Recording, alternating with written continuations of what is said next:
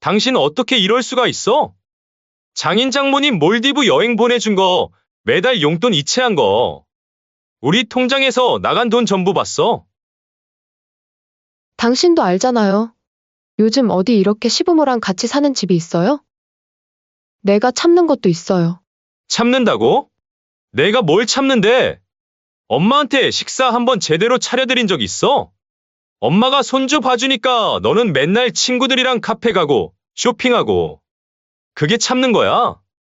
세연아, 이제 그만해. 당신 지금 엄마한테 너무한 거야. 왜 엄마가 죄인처럼 살아야 해? 나중에 너 처가에 다 퍼줄 거면서 우리 엄마한테는 왜 그렇게 째째? 아니, 당신도 좀 그래요. 우리 친정에 돈 쓰는 게 그렇게 아까워요? 남자가 돼서 치사하게 말이야.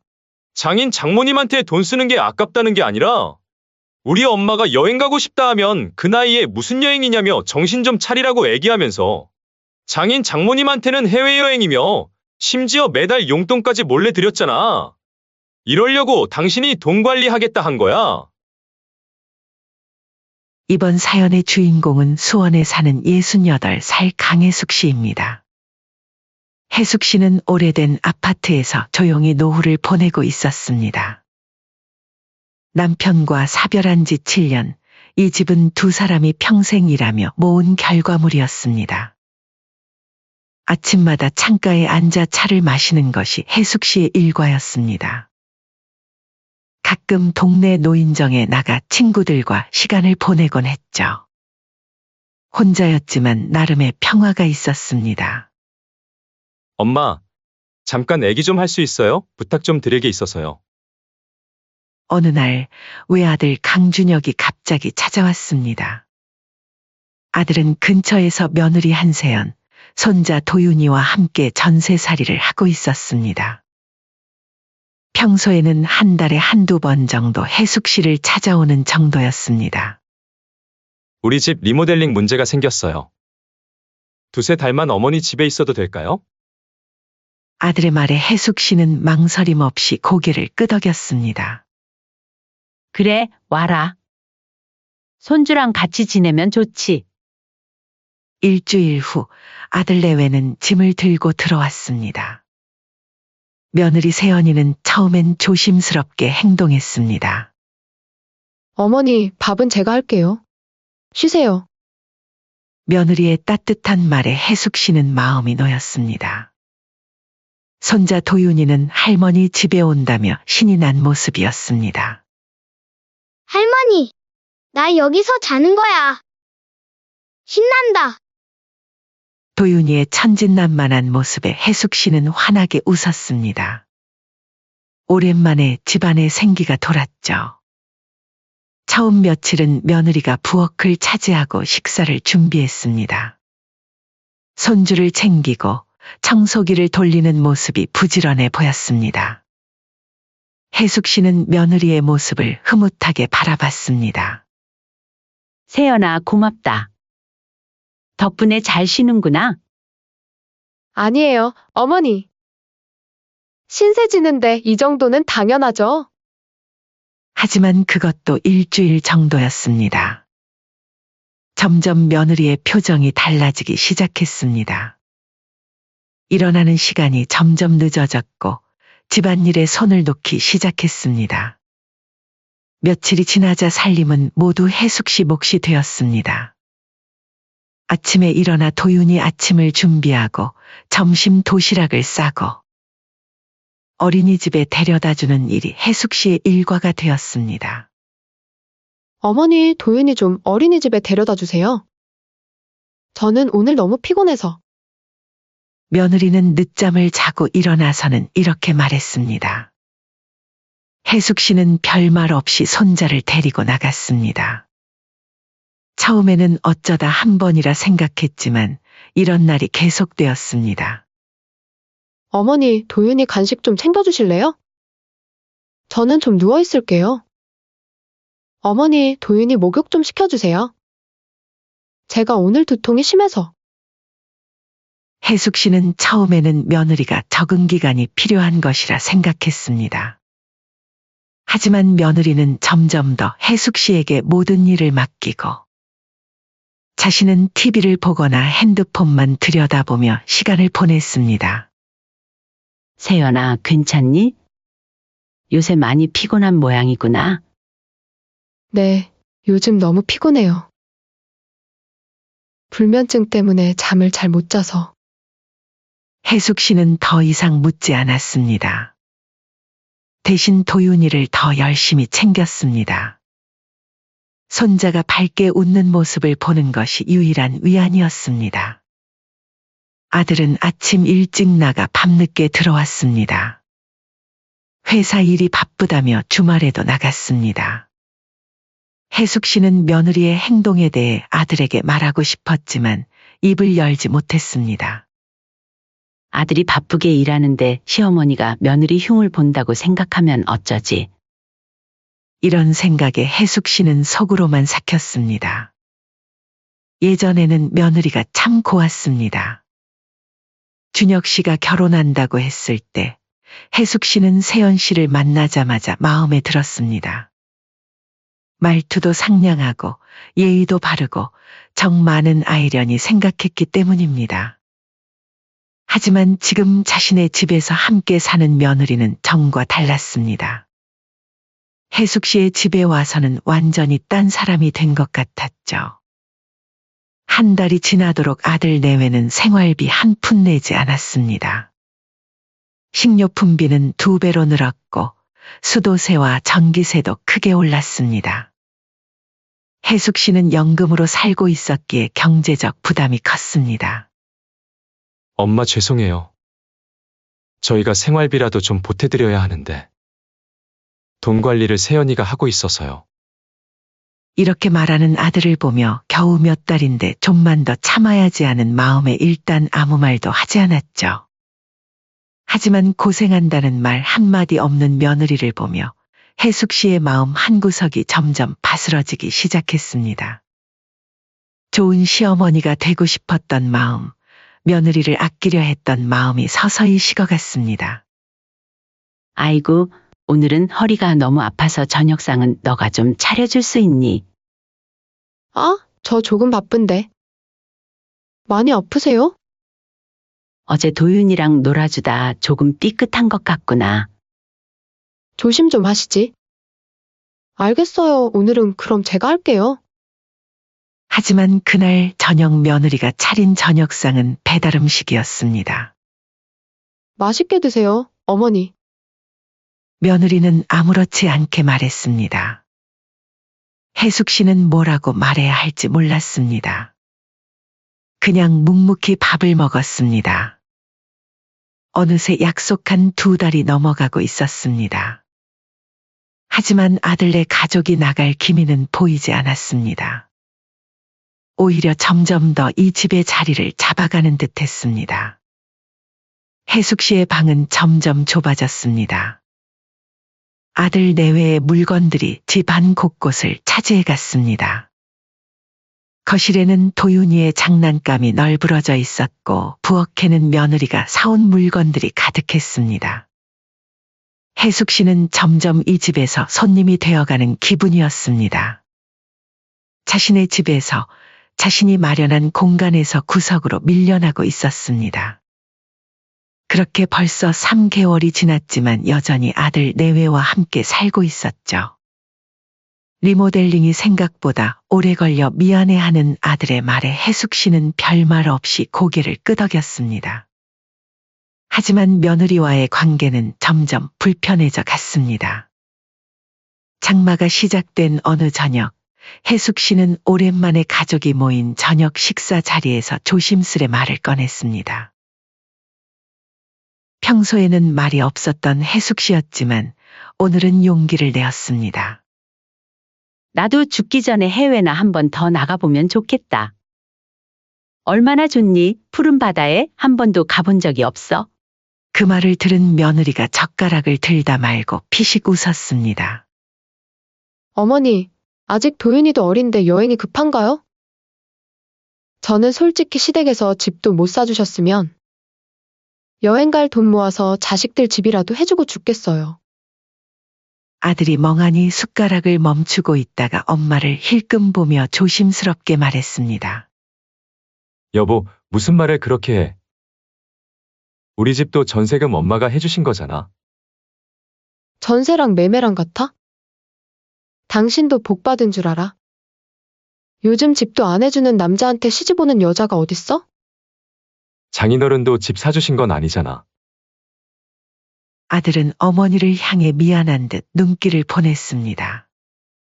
하지만 며느리가 말끝을 자르며 목소리를 높였습니다. 참나 결혼할 때 남자랑 여자가 같아? 우리 집이 시댁이었으면 부끄러워서 고개도 못 들었을 거야. 식탁 위로 무거운 침묵이 내려앉았습니다. 아들은 어색한 침묵 속에서 어머니와 아내 사이를 번갈아 쳐다보며 불안한 표정을 지었습니다. 아이고, 됐다. 내가 괜한 말을 꺼냈네. 알았으니까 어서 밥마저 먹거라. 저녁 식사 후 혜숙 씨는 설거지를 하며 눈물을 참았습니다. 가슴이 답답했죠. 자식 결혼할 때 집 하나 못 해준 것 때문에 처가에 무시받는 아들을 생각하면서 괜한 자책을 하게 되었습니다. 어머니, 제가 도와드릴게요. 허리도 아프신데 얼른 가서 쉬세요. 아까 기분 안 좋으셨죠? 아들이 부엌으로 들어와 조심스레 말했습니다. 괜찮다. 너무 신경 쓰지 말거라. 너는 도윤이나 좀 봐. 혜숙 씨는 억지로 웃으며 대답했습니다. 아들의 마음씨는 착했습니다. 하지만 아들이 자신의 편을 들면 며느리와의 관계가 더 악화될까 걱정되었습니다. 다음 날 새벽 화장실에 가려고 일어난 혜숙 씨는 거실 테이블 위에 며느리의 서류들이 흩어져 있는 것을 발견했습니다. 정리하려다 눈에 들어온 카드 명세서에 시선이 고정되었습니다. 몰디브 왕복 항공권 2장, 호텔 리조트 예약, 사돈댁 명의 용돈 이체. 혜숙 씨의 가슴이 철렁 내려앉았습니다. 사돈댁은 해외여행을 보내주는데 시어머니는 여행 꿈도 꾸지 말라니요. 더구나 혜숙 씨의 집에 살면서도 생활비 한 푼 내지 않으면서 말입니다. 나한테는 그렇게 애기했으면서 여태까지 용돈도 줬다고. 사돈댁은 해외여행을 보내주는데 시어머니는 눈치 밥 한 끼도 조심스럽게 먹는 현실이 서글펐습니다. 혜숙 씨는 손이 떨려 카드 명세서를 원래 있던 자리에 놓았습니다. 그리고 자신의 방으로 돌아가 침대에 앉았습니다. 가슴이 아팠습니다. 눈물이 한 줄기, 두 줄기 흘러내렸습니다. 엄마, 아침 드세요. 아침 식사 시간, 아침밥을 한 아들이 혜숙 씨의 방문을 두드렸습니다.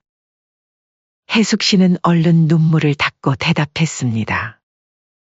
나 조금 이따 먹을게. 너희들 먼저 먹어. 괜찮으세요? 어디 편찮으세요? 아들의 목소리에 진심 어린 걱정이 묻어났습니다. 아니, 괜찮아. 그냥 좀 피곤해서. 혜숙 씨는 하루 종일 방에서 나오지 않았습니다. 처가에는 그렇게 많은 돈을 쓰면서 시어머니에게는 집을 사주지 않았다고 원망하는 며느리의 모습이 머릿속에서 떠나지 않았습니다. 저녁이 되어서야 혜숙 씨는 방에서 나왔습니다. 아들이 걱정스러운 표정으로 다가왔습니다. 엄마, 정말 괜찮아요. 하루 종일 방에만 계셔서 걱정했어요. 괜찮아. 그냥 좀 쉬고 싶었어. 혜숙 씨는 담담하게 대답했습니다. 아들과의 대화 도중 며느리가 거실로 나왔습니다. 혜숙 씨와 며느리의 눈이 마주쳤지만 며느리는 시선을 피하며 주방으로 향했습니다. 그날 이후로 혜숙 씨는 며느리를 대하는 태도가 조금 달라졌습니다. 예전처럼 웃으며 대화하기보다는 필요한 말만 짧게 했습니다. 며느리도 이를 눈치챘는지 더욱 거리를 두었습니다. 한 주가 지났습니다. 어느 날 혜숙 씨가 거실에서 도윤이와 놀고 있을 때 며느리에게 한마디 했죠. 며느라, 어째 손주도 맨날 내가 보는 것 같다? 내가 손주를 보고 있으면 너가 청소라도 해줘야 되는 게 예의 아니니? 솔직히 어머니, 요즘엔 시어머니랑 사는 며느리 없어요. 저도 예의는 지켰잖아요? 이 정도는 참아야죠. 세연아, 무슨 말이 그러니? 어머니도 아시잖아요. 요즘 어느 집에서 시부모랑 같이 살아요? 저도 어머니 모시려고 많이 참고 있어요. 세연아, 내가 들어오라고 했니? 너네들이 들어오겠다고 부탁해서 같이 산 거잖니? 어째 너 입장만 생각을 하니? 혜숙 씨가 조용히 말했습니다. 알아요, 어머니. 그래서 저희가 빨리 나가야 한다는 거잖아요. 그런데 지금 우리가 어디로 갈 수 있어요? 안 그래도 저희도 집 못 나가서 심란한데 꼭 그렇게 치사하게 자식들 눈치 주고 싶으셔요? 그 순간 아들이 거실로 들어왔습니다. 긴장된 분위기를 느꼈는지 불안한 표정으로 두 사람을 번갈아 쳐다봤습니다. 무슨 일이에요? 아니, 별일 아니야? 혜숙 씨는 더 이상 말하지 않았습니다. 하지만 가슴 속에서는 무언가가 부글부글 끓어오르고 있었습니다. 그동안 참아왔던 감정들이 한계에 다다르고 있었습니다. 아들이 방에서 나와 거실로 들어올 때 혜숙 씨는 그의 표정을 살폈습니다. 아들의 눈에는 피로와 걱정이 깃들어 있었습니다. 한 번은 어머니와 눈이 마주치자 아들이 먼저 시선을 피하며 머쓱한 웃음을 지었습니다. 마치 뭔가 죄책감을 느끼는 듯했습니다. 하지만 혜숙 씨에게 솔직하게 말하지는 못했습니다. 그 순간부터 혜숙 씨의 감정은 더 이상 속으로 sak일 수 없는 무게로 쌓여갔습니다. 폭발은 시간 문제였습니다. 그렇게 사건은 어느 토요일 오후에 벌어졌죠. 혜숙 씨는 아침부터 손자 도윤이의 옷을 빨고 집안 구석구석을 청소하고 저녁거리까지 미리 준비해 놓았습니다. 허리가 아파 잠시 쉬려던 참 이제야 편안한 마음으로 거실 소파에 앉았습니다. 오랜만에 손에 잡히는 리모컨. 좋아하는 코미디 프로그램이 방영 중이었습니다. 아이고, 웃겨라. 혜숙 씨는 TV에 나오는 개그맨의 익살스러운 몸짓에 소리내어 웃었습니다. 몇 개월 만에 처음으로 마음 편히 웃는 순간이었습니다. 오랜만에 찾아온 소소한 행복. 하지만 그것도 잠시였습니다. 쯧쯧. 거슬리는 혀 차는 소리가 들렸습니다.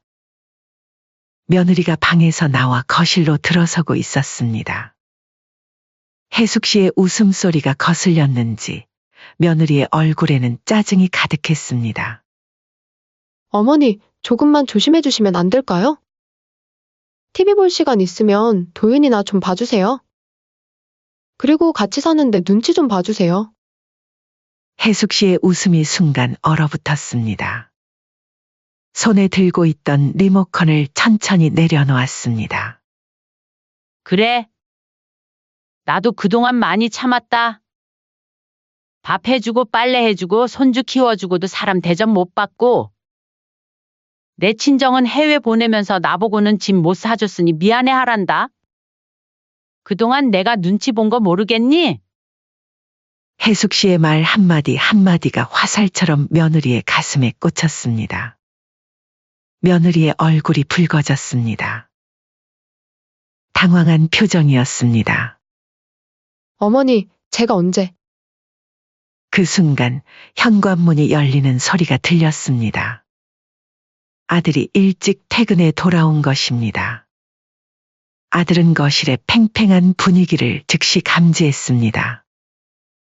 어머니의 얼굴은 평소와 달리 붉게 상기되어 있었고 아내는 입술을 깨물고 서 있었습니다.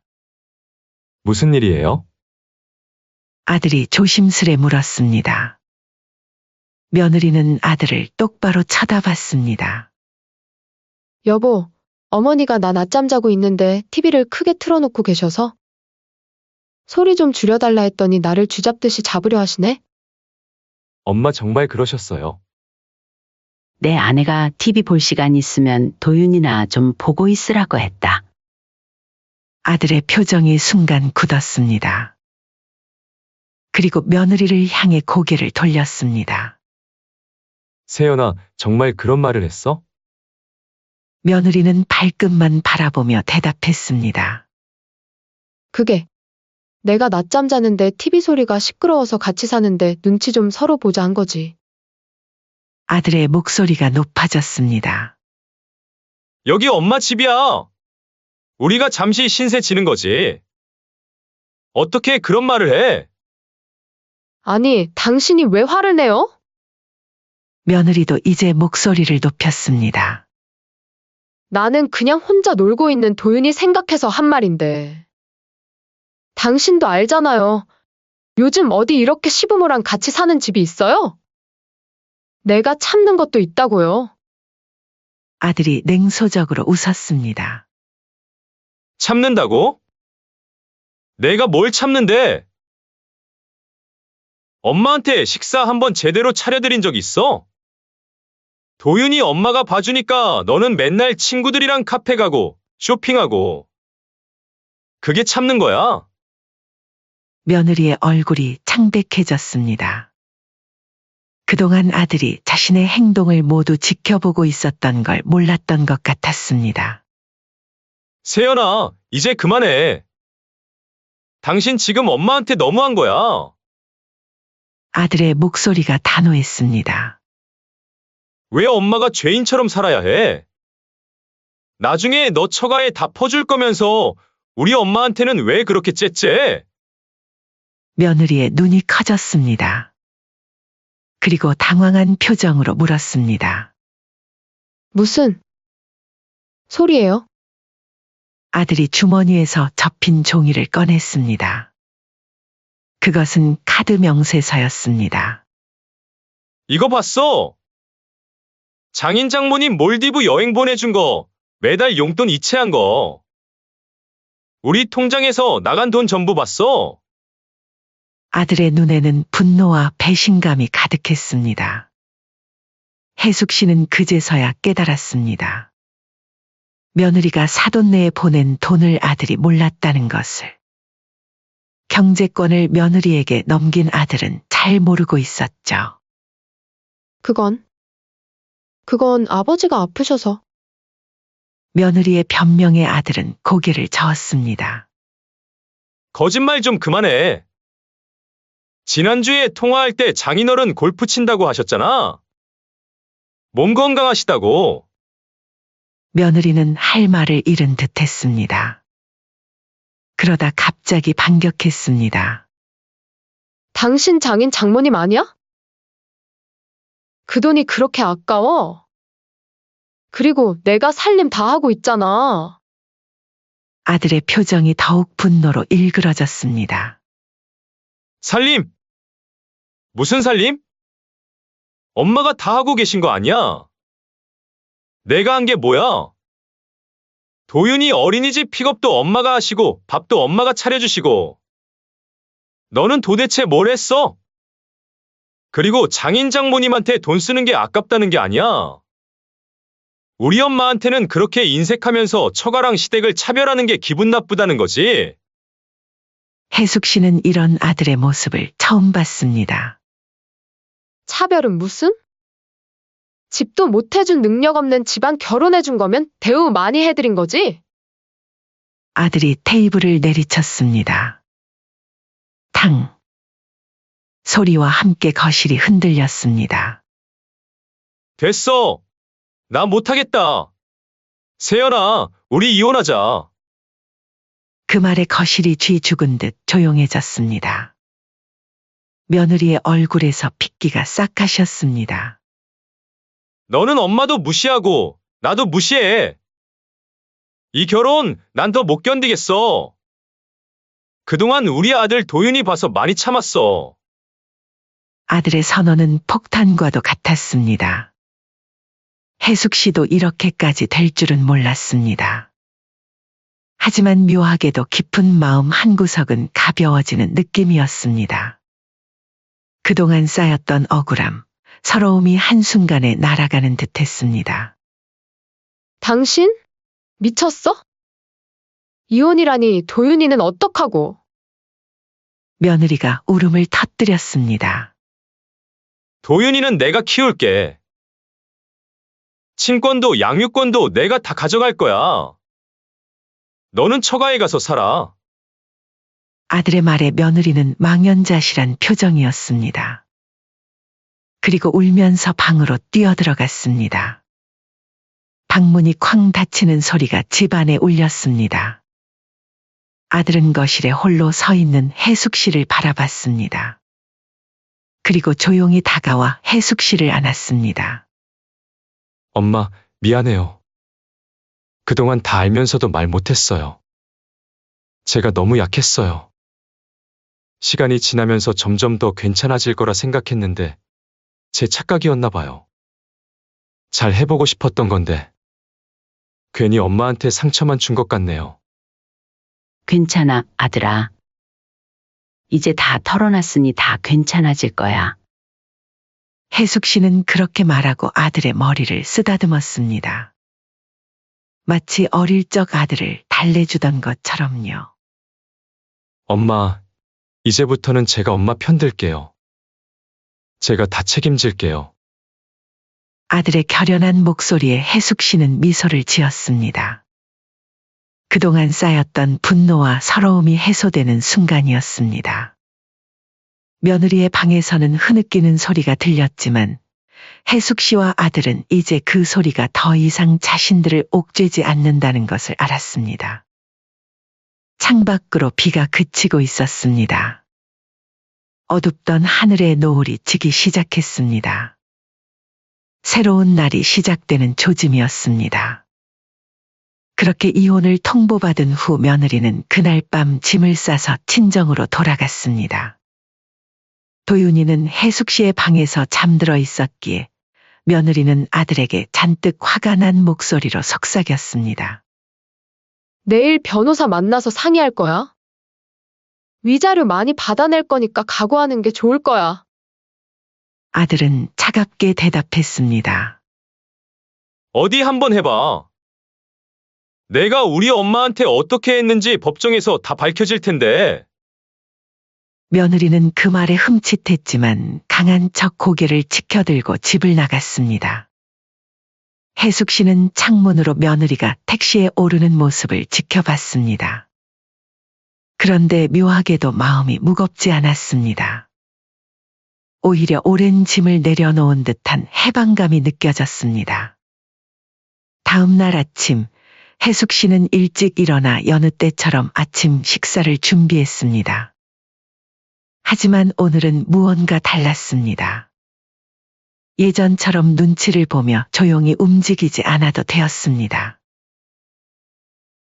해숙 씨는 기분 좋게 콧노래를 흥얼거리며 도윤이가 좋아하는 달걀 부침을 만들었습니다.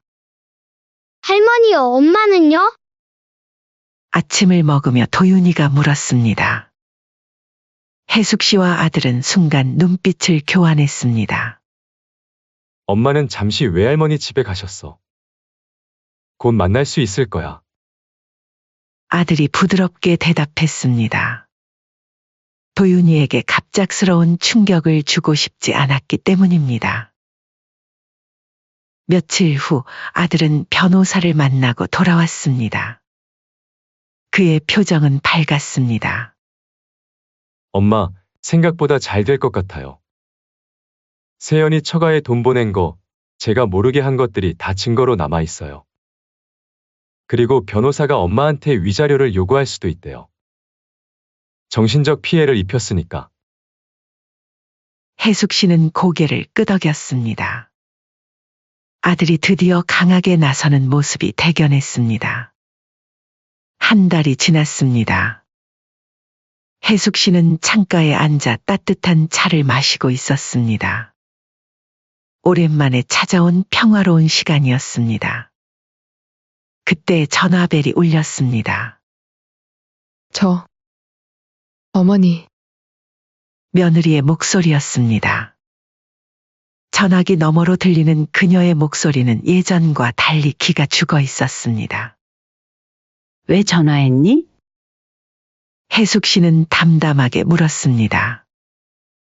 도윤이 좀 볼 수 있을까요? 한 달이 넘도록 못 봤어요. 그건 준혁이한테 물어봐야지. 혜숙 씨는 단호하게 대답했습니다. 아들이 전화를 받아 며느리와 이야기했습니다. 세연아, 도윤이를 만나고 싶으면 정식으로 면접 교섭 신청을 해. 그리고 앞으로 연락은 변호사를 통해서만 하자. 나나 엄마에게 직접 연락하지 마. 아들의 목소리에는 한치의 망설임도 없었습니다. 며느리가 무언가 더 말하려 했지만 아들은 전화를 끊어버렸습니다. 세연이가 다시 합치자고 했어요. 자기가 생각해보니 잘못했대요. 아들이 냉소적인 웃음을 지으며 말했습니다. 그래서 넌 어떻게 생각하니? 농담도 심하셔라, 엄마. 절대 안 됩니다. 이제 와서 무슨 소용이에요? 엄마를 그렇게 무시했던 사람이랑은 절대 못 삽니다. 혜숙 씨는 고개를 끄덕였습니다. 아들이 이렇게 결연한 모습을 보이니 안심이 되었습니다. 한편 며느리는 친정에서 냉대를 받고 있었습니다. 물론 사돈 어른은 딸이 이혼했다는 소식에 처음에는 충격을 받았지만 그동안 사위로부터 받은 돈 덕분에 경제적으로는 여유가 있었습니다. 문제는 그 돈이 더 이상 들어오지 않게 된 것과 이혼으로 인한 체면 손상이었습니다. 어떻게 그럴 수가 있니? 이제 사람들 얼굴을 어떻게 보라고. 친정어머니가 매일같이 잔소리를 했습니다. 매주 골프를 치러 다니던 친정아버지도 이제는 동네에서 고개를 들기 어려워했습니다. 기존의 며느리를 통해 들어오던 돈줄이 끊기자 친정 부모님의 태도는 점점 더 냉담해졌습니다. 그러게 진작에 시댁에도 어느 정도 대우는 해드렸어야지. 안사돈 말에 며느리는 대꾸할 말이 없었습니다. 집도 없고 제대로 된 일자리도 없는 상황에서 그녀는 점점 더 구석으로 밀려났습니다. 결국 며느리는 친구의 소개로 부동산 사무실에서 일을 시작했습니다. 예전에는 고급 백화점에서 쇼핑하던 그녀가 이제는 손님들에게 깍듯이 인사하며 집을 보여주는 일을 해야 했습니다. 그리고 작은 원룸으로 독립해 혼자 살기 시작했습니다.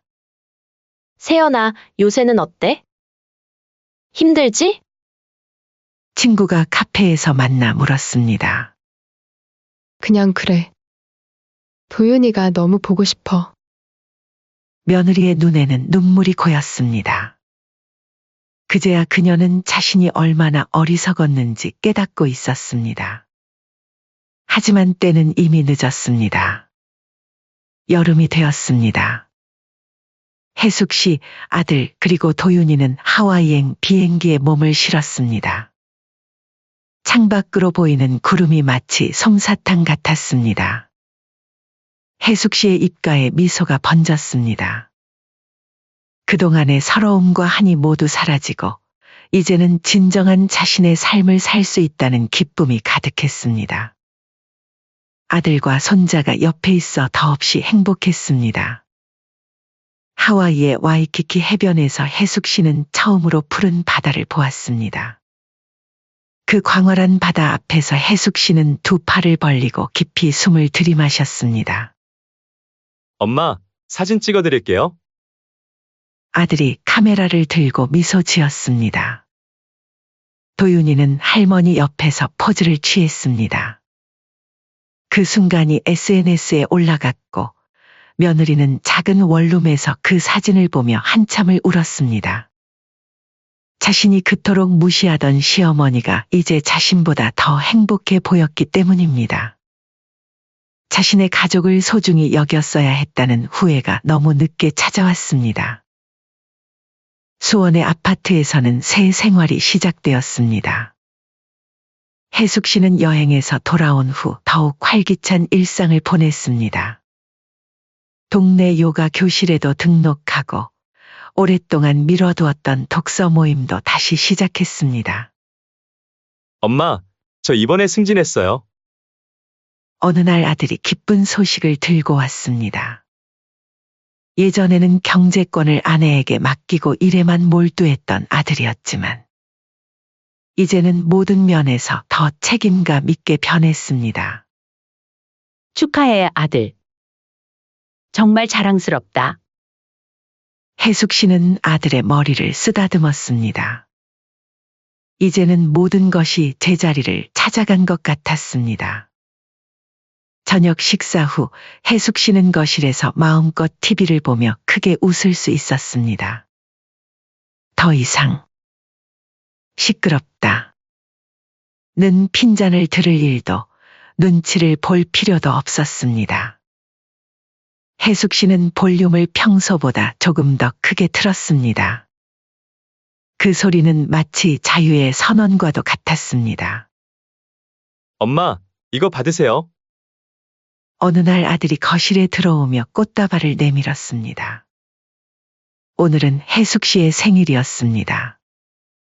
며느리가 있을 때는 생일도 제대로 챙기지 못했지만 이제는 달랐습니다. 생신 축하드려요, 엄마. 그동안 제가 많이 부족했어요. 아들은 눈시울을 붉히며 말했습니다. 도윤이도 직접 그린 그림을 할머니에게 선물했습니다. 할머니, 우리가 바다 간 거 그렸어요. 할머니 웃는 거 이쁘다. 혜숙 씨는 손자를 품에 안았습니다. 눈물이 차올랐지만 그것은 기쁨의 눈물이었습니다. 우리 도윤이가 제일 이쁘지? 창밖으로 노을이 지고 있었습니다.